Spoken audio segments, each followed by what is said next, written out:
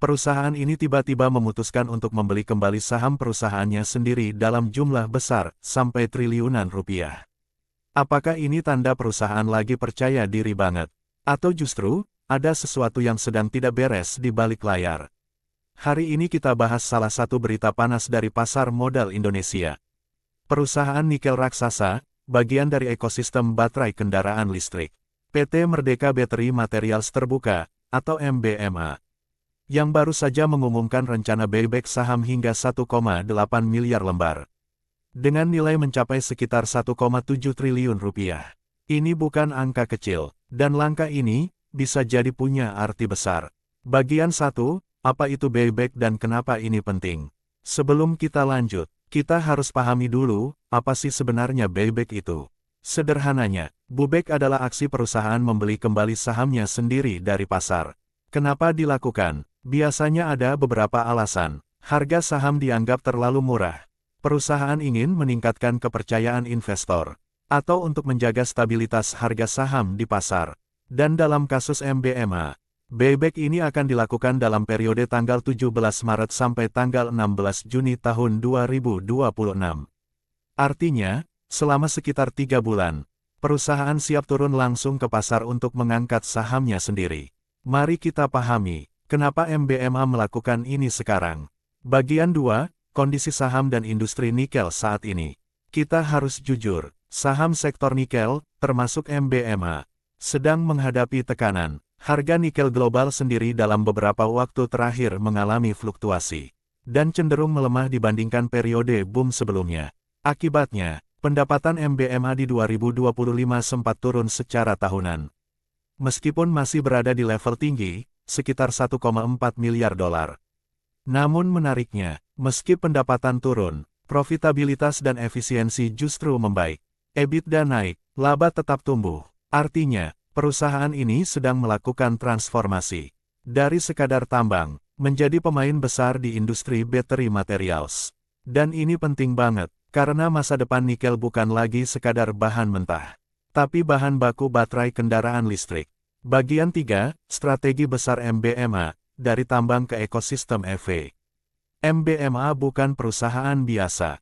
Mereka punya visi besar, menjadi pemain global terintegrasi di rantai nilai baterai kendaraan listrik.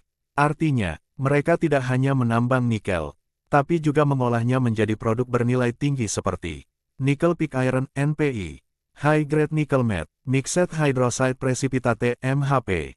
Bahkan, mereka juga mengembangkan proyek HPAL (High Pressure Acid Leach) yang menjadi kunci produksi bahan baterai EV. Dan di tahun 2026, perusahaan menargetkan produksi NPI 70.000 hingga 80.000 ton. Nickel Matte 44.000 sampai 48.000 ton. MHP 27.000 hingga 30.000 ton. Ini bukan sekadar ekspansi, ini transformasi besar. Bagian 4, siapa di balik MBMA? Manajemen dan track record. Sekarang kita lihat, siapa yang menjalankan perusahaan ini. MBMA berada dalam ekosistem Grup Merdeka, yang juga terhubung dengan nama besar seperti Boy Thohir. Dan untuk struktur manajemen, CEO, Teddy Utomo, sejak 2023.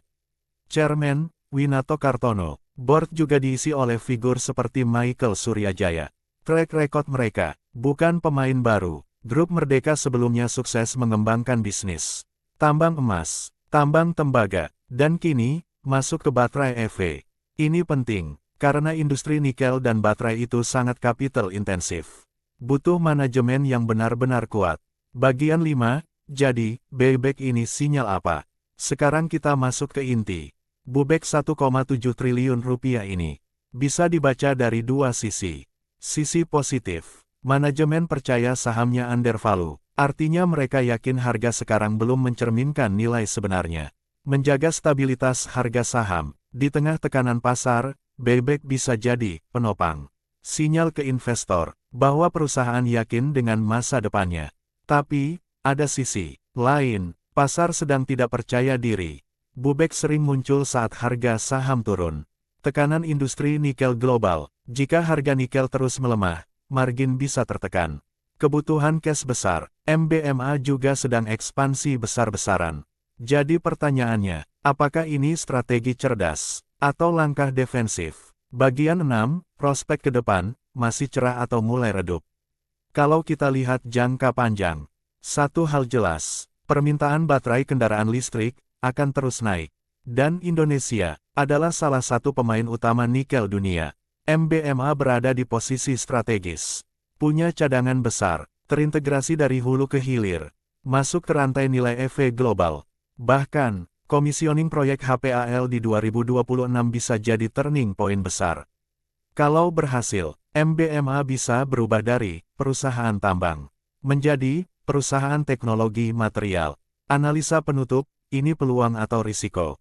Jadi, apa kesimpulannya? Bubek 1,8 miliar saham senilai 1,7 triliun rupiah ini bukan sekadar aksi biasa, ini adalah sinyal bahwa perusahaan sedang berada di fase penting.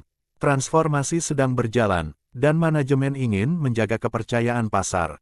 Tapi, seperti semua investasi, selalu ada dua sisi, peluang dan risiko. Dan tugas kita sebagai investor, bukan sekadar ikut arus, tapi memahami cerita di balik angka. Kalau kamu suka konten seperti ini, yang membedah saham bukan cuma dari harga, tapi dari cerita dan strategi di baliknya. Jangan lupa, subscribe, like, dan share ke teman kamu yang juga lagi belajar investasi. Dan tulis di komentar, menurut kamu, Bubek MBMA ini, sinyal kuat, atau justru tanda bahaya? Kita diskusi bareng. Sampai jumpa di video berikutnya. Semoga sehat selalu dan salam sukses.